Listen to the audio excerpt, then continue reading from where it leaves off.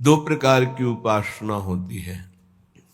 एक होती है अहम के द्वारा साधनों का अनुष्ठान करते हुए बहुत लंबे समय तक, एक जन्म, दो जन्म, 25 जन्म बीत सकते हैं, अहंकार का समर्पण होना, दृढ़ आश्रय होना साधना के द्वारा। इसमें बहुत जन्म लग सकते हैं, पर इसमें साधक को अपने अहम का विश्वास होता है, अपने साधन का विश्वास होता है, साधन का भरोसा होता है। और ये बड़े खतरे की बात है, क्योंकि संपूर्ण साधन को एक अपराधी चौपट कर सकता है। वैष्णव अपराध, गुरुद्रोह, संत द्रोह एक अपराधी चौपट कर सकता है। एक है भगवत प्रेमी महात्माओं के संग से पहले ही आश्रय दृढ़ हो जाना, फिर साधन आश्रित होकर करना। ये बहुत कम समय में भगवत साक्षात्कार कराता है। सबसे पहला कार्य भगवत प्रेमी महात्माओं का आश्रय संग, उनके द्वारा सीधे इष्ट का आश्रय होता है। सुरतरु कामधेनु चिंतामणि भगवत रसिक अनन्य अली के, जो अनन्य सहचरी हैं, अनन्य शरणागत हैं, उनके लिए हमारी स्वामिनी किशोरी जी के श्री चरणारविंद कल्प वृक्ष हैं, कामधेनु हैं, चिंतामणि हैं। जो चाहेंगे वो प्राप्त करा देंगे गोरे चरणारविंद। वैसे तो आश्रय ले तो चाह ही मिट जाती है, पर अगर चाह करे तो श्री जी बहुत करुणामयी हैं।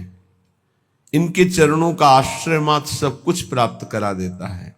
पर अहंकारी कोई बात समझ में नहीं आएगी, उसको साधन जो 2-4-10 माला या जो भी किया, उसको उसका बल होता है। जो आश्रित संत कृपा से हुआ है, खूब भजन होता है, पर उसे भजन बल का आश्रय नहीं, उसे गोरे चरणारविंद का आश्रय है। जैसे हरिवंश महाप्रभु की कृपा से हरिराम व्यास जी को सीधे भगवद आश्रय मिला। बहुत साधन परायण थे, बहुत ग्रंथों का स्वाध्याय किए हुए थे, बहुत तर्क प्रवीण, शास्त्रार्थ में सदैव दिग्विजयी होने वाले। पर जब महाप्रभु की कृपा हुई तो आश्रय तत्व जागृत हुआ। कहां? श्याम श्यामा पद कमल संगी सिरनायो, भगवत प्रेमी महात्माओं के चरणों का आश्रय। उससे क्या हुआ कि उनके हृदय में सीधे श्री जी के चरणों का दृढ़ आश्रय हो गया। तो जो नित्य विहार में प्रवेश होता है वो साधन बल से नहीं होता है। नित्य विहार प्रेम तो बहुत उच्च कोटि की प्रेमावस्था है। साधारण भगवत प्रेम में भी यह गुण साधन ते नहीं हुई, तुम्हारी कृपा पाव कोई कोई। कोई कोई इसीलिए शब्द रखा गया है कि अहंकारी आश्रित नहीं हो पाता, उसका अहंकार आश्रय में बाधा पहुंचाता रहता है। और अहंकार मर्दन करने की पूर्ण सामर्थ्य केवल सदगुरुदेव में है। सदगुरुदेव के आज्ञा उल्लंघन करके मनमानी आचरण करने वाला कभी कोई लाभ प्राप्त नहीं कर पाया आज तक। वो केवल लगता है, संतोष होता रहता है अहंकार के कारण कि हम ठीक चल रहे हैं। जब आश्रय दृढ़ हो जाता है तब जो निरखत नित्य विहार पुलकित तन रोमावली आनंद नयन सुधार, यह जो कृपा हरिवंश की, ये भगवत रसिक अनन्य अली के, जो लली के चरणारविंद के अनन्य अली हैं, उनको ये रस प्राप्त होता है। अनन्यता, आश्रय, ये दो बहुत जोर की सिद्धि है। अपने इष्ट का अनन्य हो जाना, बड़े महाभागवत हैं सृष्टि में, प्रभु के विविध नाम रूपों के। हम उनके सुख के लिए जय बोलेंगे, पर हमारा हृदय, हमारी जबान, हमारा रोम रोम राधा राधा बोलेगा। वो हमसे कीर्तन करवाना चाहें तो हम राधा राधा ही बोलेंगे, हमारी अनन्यता है। पर ये उपासक में नहीं देखने को मिलता। कोई कितना महान है, पर हमारे श्री जी के गोरे चरणारविंद से बढ़कर है, जिन सी चरणों की महावर की रचना स्वयं अखिल कोटि ब्रह्मांडों के स्वामी प्रभु करते हैं, उन चरणों की हम ठसक वाले हैं। और ऐसे आचार्य की शरण में है कि रसना कटो जो अन रटो, निरखी अन फुटो नयन। केवल गाने के लिए दोहा है क्या?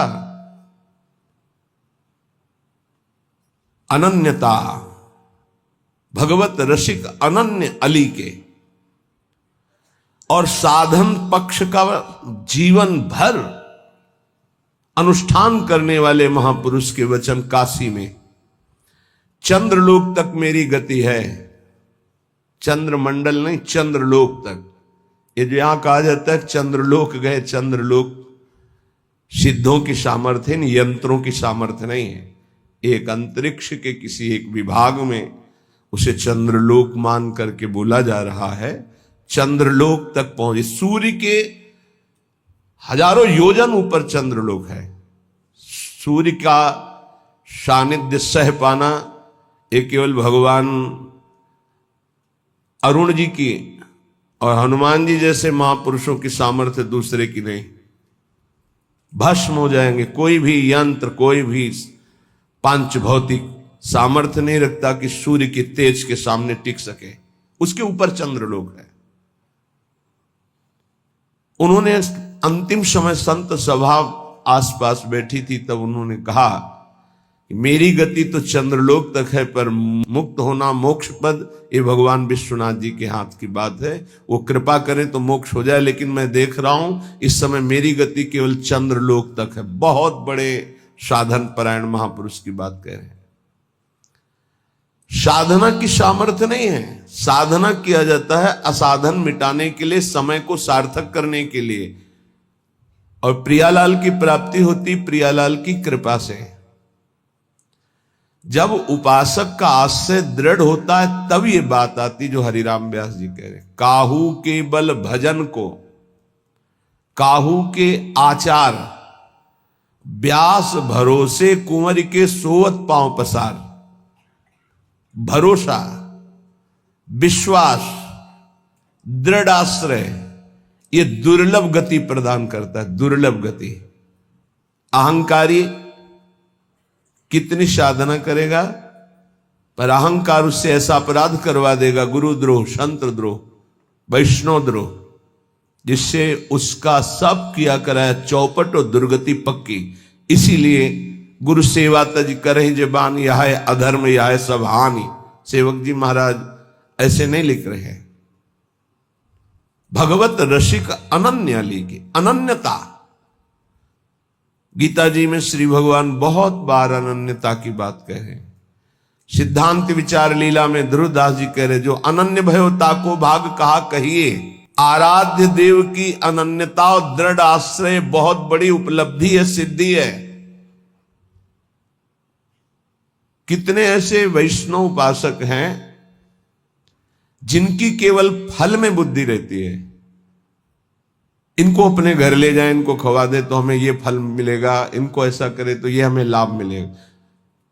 और लाभ का जहां नाश हो रहा है वास्तविक, उसका सुधार नहीं है। अंधा बटे पड़ा चबाए, अपराध खाता जाता है और वो सोचता है मैं साधन संपन्न हो रहा हूं। जिनके कानों में शब्द पड़ रहे हैं भागवती, उनको संभलना चाहिए। अपने इष्ट की अनन्यता ही बेड़ा पार करेगी।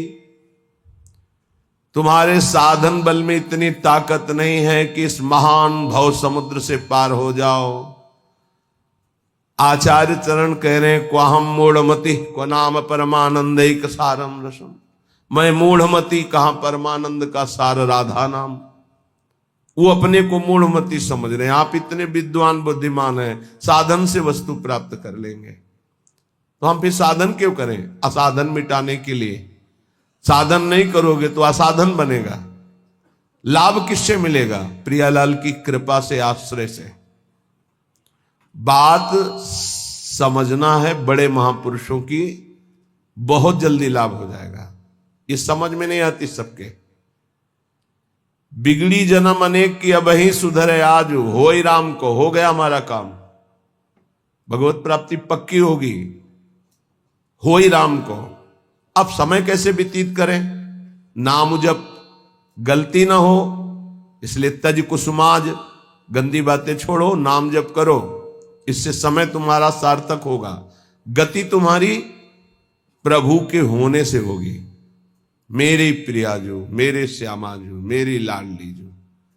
ये बात समझ में नहीं आती, ये नहीं समझ में आती। दान पुण्य समझ में आएगा, तीर्थ स्नान, परिक्रमा, साधु सेवा, ये समझ में आएगा, क्योंकि इससे मुझे लाभ मिल रहा है। क्या? अहम को सुख मिल रहा है। मैं प्रति महीने इतना देता हूं, मैं प्रति महीने ये दान करता हूं, मैं ये करता हूं, ये करता हूं। ये हुआ अंधा बटा, और अहंकार रूपी पड़ा चबा रहा है, तुम्हारी समझ में नहीं आ रहा। खाली हाथ मलिनता की मलिनता बनी रहेगी। जिनको कृपा का परिचय मिला वो कह रहे सबे अंग गुणहीन हो। देख लो, नित्य विहार रस की रचना करने वाले महापुरुष कह रहे हैं, जो सर्वोपरि रस के ज्ञाता हैं, वो कह रहे हैं सबे अंग गुणहीन हो, ताको जतन न कोई, एक किशोरी कृपाते, जो कछु होई सो होई। समस्त साधनों से हीन हूं, कोई दैवी संपदा का कोई गुणाभिमान नहीं। कैसे महापुरुष हैं? सबे अंग गुणहीन। मुझ हीन की गति तो केवल लाडली जू है, लाडली जू की कृपा है बस।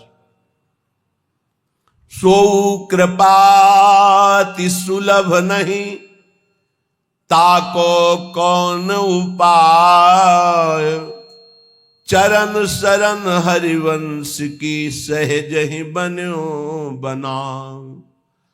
वो भी कृपा ऐसे सुलभ नहीं होती किशोरी जी की।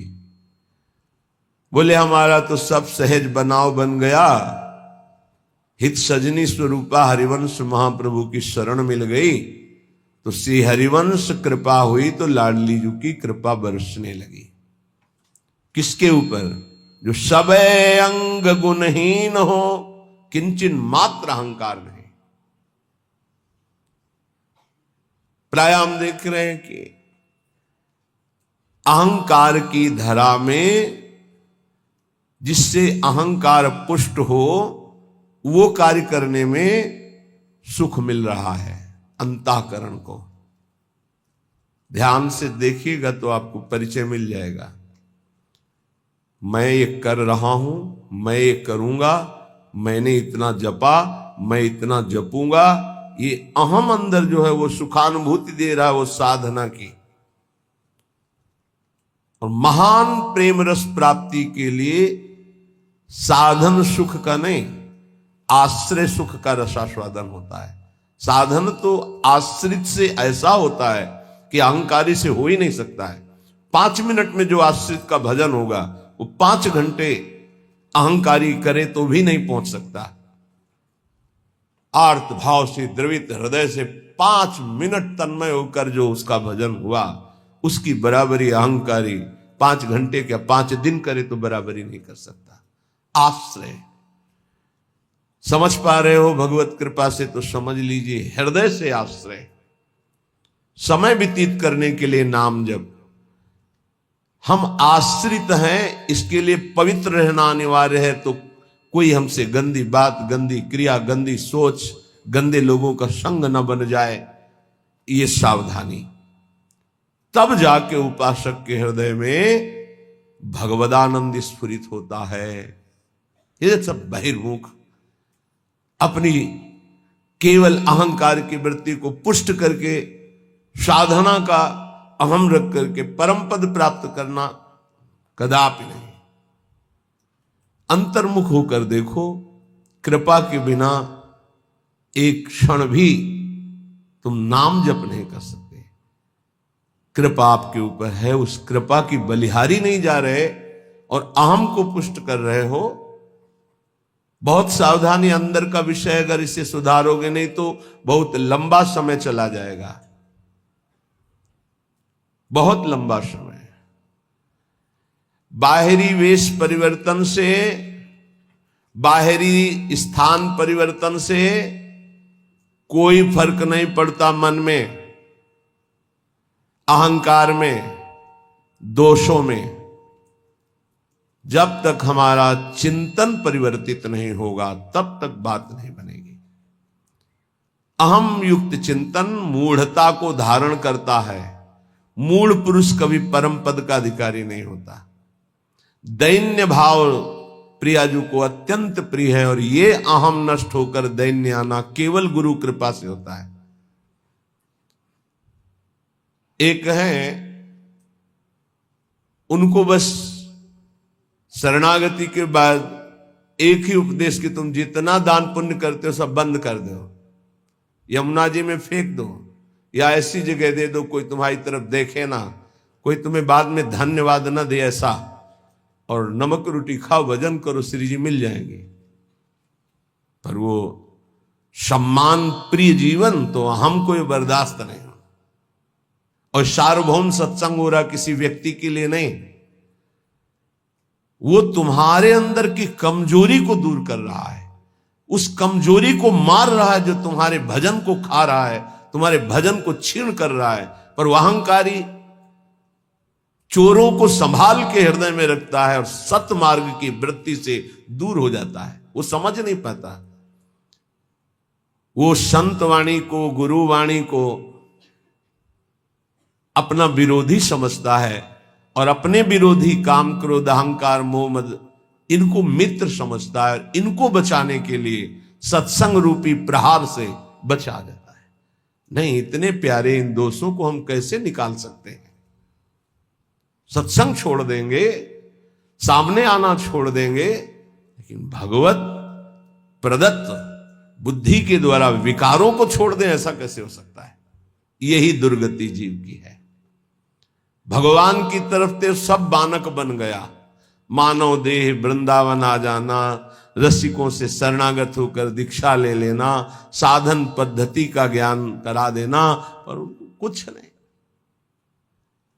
हाथी का स्नान सब हुआ, हाथी स्नान किया, सूंड से रज लिया, फिर ऊपर सब डाल लिया, क्या हुआ? चाहे जितना निर्मल करो, अहंकारी अपने आप को मलिन रखना ही अच्छा समझता है। देह भाव वाले जनों का संग कभी नहीं करना चाहिए। इनके संग से केवल दुख, अशांति यही प्राप्त होती है। अपने को सदैव अहंकार रहित बनाने के लिए ही तो हम साधना कर रहे हैं। और हमारा बंधन है क्या? हमारा बंधन क्या है? संस्कृत मूल सूल प्रद नाना, सकल सुखदायक अभिमाना। ये अहंकार ही तो बंधन है। और यही मिटाने के लिए जब हम गुरु शरण में होते हैं, जब अहंकार पर घन चलता है, भाग पड़ते हैं। अहंकार पर चोट नहीं होनी चाहिए। फिर मिटाना किसको था? साधना किसकी थी? इसलिए उपासक सावधान। श्रीपाद प्रबोधानंद जी कह रहे हैं, भ्रातस्ते किमु निश्चयेन विदितः स्वस्यांत कालः किमु त्वं जानासि महामनुं बलवतो मृत्युर्गतिस्तंभने मृत्युस्तत्करणं प्रतीक्षत इति त्वं वेत्सि किं वा यतो बारंबारमसंक एव चलसे वृंदावनादन्यतः। भ्रातस ते किम निश्चयन विदितः स्वस्यांत कालः किम। ए भाई, क्या तुम जान गए हो कि तुम्हारा मृत्यु का समय कब है? तुम निश्चित जानते हो? तो उत्तर आएगा नहीं, नहीं जानता। तो फिर तुम बलवान मृत्यु की रोकने की गति क्यों नहीं प्राप्त कर रहे? जहां तुम्हें मृत्यु छू न सके ऐसी स्थिति में क्यों नहीं पहुंचना चाहते हो? क्यों बार बार जन्मना मरना पसंद करते हो? अर्थात इस भयावह दुखालय संसार से तुम मुक्त होने का उपाय क्यों नहीं कर लेते हो? तुम्हें पता है एक दिन मृत्यु आएगी, उस दिन का मुझे पता नहीं। हे भाई, तू बलवान मृत्यु को रोकने का उपाय क्यों नहीं कर रहा? क्या उपाय? रोकने का क्या उपाय? हमारी जो शरीर से तन्मयता है, तन्मयता हट जाए और प्रभु में तन्मयता हो जाए, तो जैसे सांप ने आक्रमण किया, कपड़ा उतार के फेंक दिया, वो उसी को काट रहा है, मेरे ऊपर कोई फर्क नहीं पड़ा। ऐसे ही हमारा कपड़ा है ये स्थूल देह, केवल स्थूल देह पर प्रहार होता है मृत्यु का। सूक्ष्म देह कारण और जीवात्मा ये पुनः नए शरीर को धारण करते हैं, स्थूल छूटता रहता है। श्रीपाद कह रहे हैं जब तुम्हें अपनी मृत्यु का पता नहीं हो, मरोगे, तो तुम उपाय क्यों ऐसा नहीं कर लेते जिससे मृत्यु तुम्हें स्पर्श न कर पावे?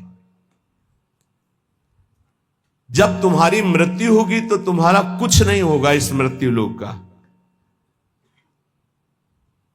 तो अपनी श्वासें ऐसी जगह क्यों नष्ट कर रहे हो जहां कुछ तुम्हें नहीं मिलेगा?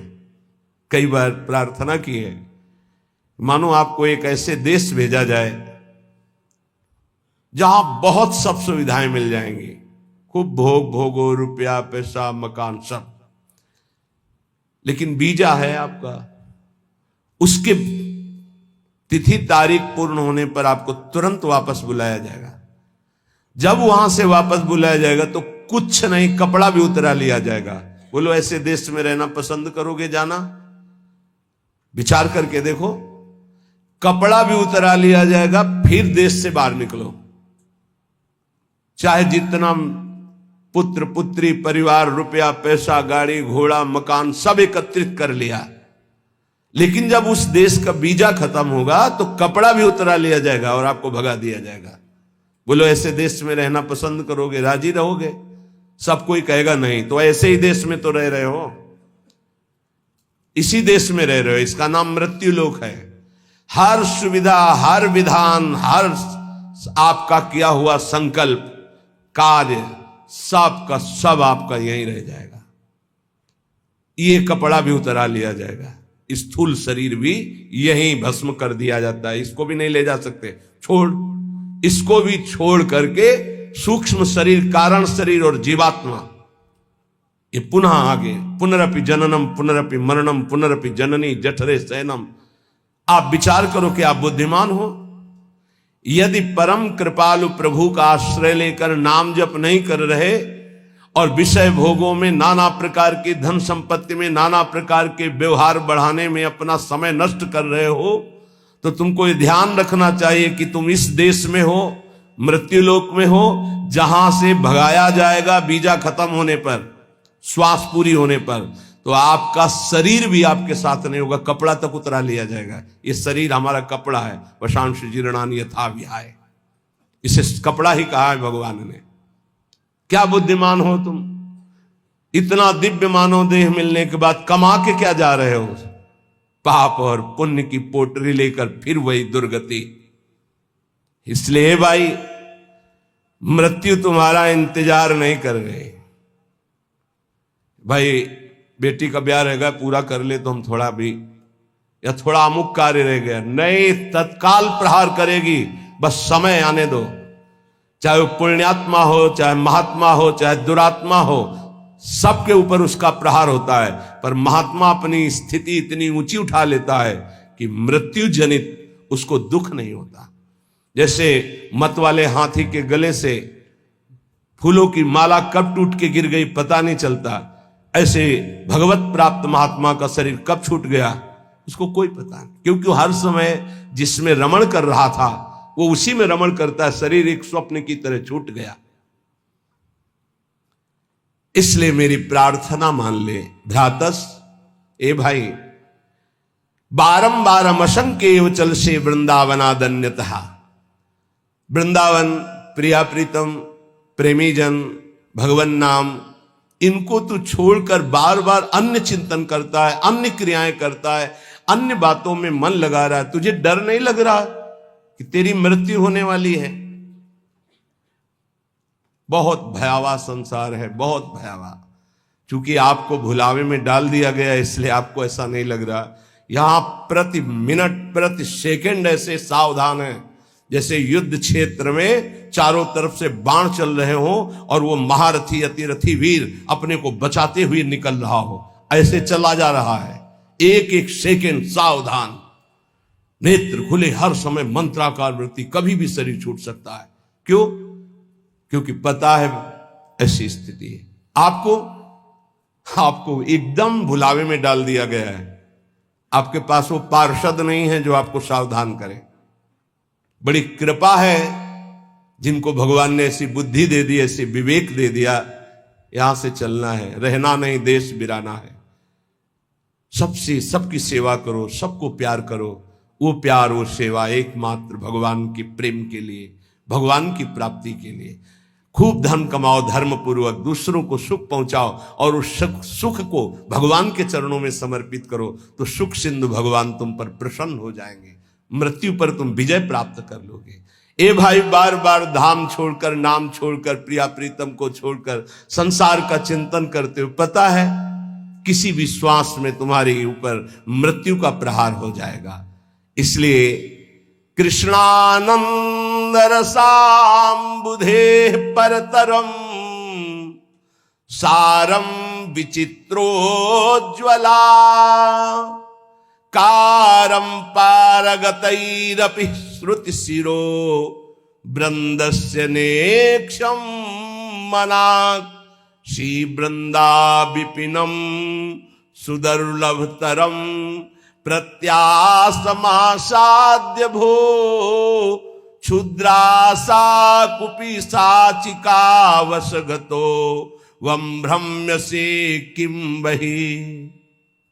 ए भाई, यदि वृंदावन तुम्हें आने को मिल गया, वृंदावन का एक भी घंटे आपने वास स्वीकार किया, यहां रहे एक घंटे भी,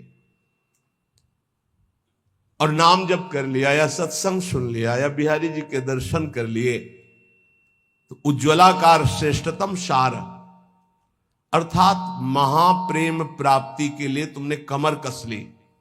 थोड़ा समय भी वृंदावन में व्यतीत किया तो कृष्णानंद रसाम्बुधे परतरम सारम विचित्रोज्ज्वला। ये धाम कृष्णा श्री स्वामिनी जी का नाम है, प्रिया जी का नाम कृष्णा भी है। कृष्णानंद रसाम्बुधे, प्रियालाल के अद्भुत आनंद रस का समुद्र वृंदावन है। यदि आप थोड़ा भी रह गए तो आपका मंगल हो जाएगा। सत्संग जो सुनते हैं उनके जीवन का कैसे परिवर्तन हो रहा है, ये भगवत कृपा से दर्शन करने को मिलता है। पर दीपक तले अंधेला, ये जरूर कहावत सार्थक नजर आती। दूर से सुनकर परिवर्तन इतनी जोर का होता है, पर नजदीक में ये समझ में नहीं आता। धाम वास करते हैं तो इनको इतना कुसंग का प्रभाव पड़ जाता है कि सत्संग फीका हो जाता है, और कुसंग में रहते हैं और सत्संग का इतना प्रभाव कि कुसंग का त्याग करके वो भगवत मार्ग में आगे बढ़ रहे हैं। कल एक सज्जन जीवन में ऐसे बोले, आपने कहा कि धाम आए, 3 दिन रुके, पहले दिन जल पान करे, दूसरे दिन फल, तीसरे दिन एक बार अन्न, वही कर रहा हूं, धाम आया हूं, ऐसा बड़ा सुख मिलता है। धृष्टता की हद हो गई है। जीव जानबूझ, जैसे मल का कीड़ा, विष्ठा का कीड़ा, उसे अमृत कुंड में डालना चाहो तो वो अपने को बुरा मानता है और वो सोच रहा है ये हमारा अहित कर रहा है, मुझे विष्ठा क्यों नहीं मिल रहा। ऐसे ही विषय का कीड़ा बना हुआ जीव